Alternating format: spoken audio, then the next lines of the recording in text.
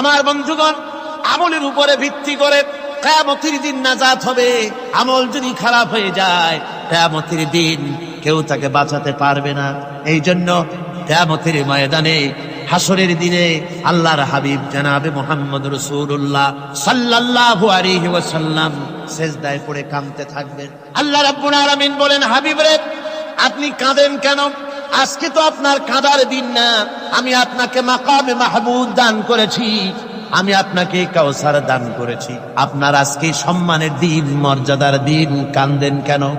আল্লাহর হাবিব বলবেন, রব্বুল আলামিন, মাকামে মাহমুদ পেয়েছি, কাউসার পেয়েছি, কান্দি এই জন্য আমি দেখতে পাচ্ছি আবার সামনে দিয়া ফেরেশতারা আমার উম্মতগুলি জাহান্নামের দিকে নিয়ে যায়। আল্লাহ রাব্বুল আলামিন বলবেন, ওগো আমার হাবিব, আমি আপনাকে ক্ষমতা দিলাম, আপনার জান্নাতি উম্মতগুলি আপনি বেছে নেন। আল্লাহর হাবিব তার জান্নাতের উম্মতগুলি বাঁচতে থাকবেন। হযরত আয়েশা বলেন, ইয়া রাসূলুল্লাহ, কিয়ামতের ময়দানে লক্ষ কোটি কোটি মানুষের ভিতরে আপনার জান্নাতি উম্মত আপনি চিনবেন কি করে?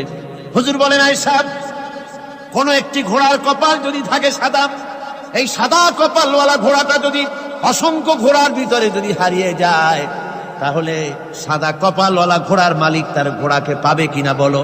হযরত আয়েশা বলেন, হুজুর, অনায়াসে পাবে।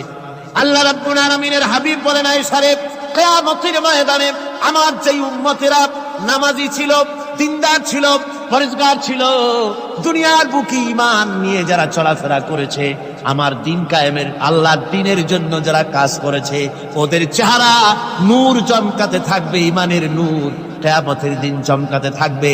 সেই ঈমানের নূর দেখে দেখে আমি আমার জান্নাতি উম্মতগুলি আমি বেছে নেব।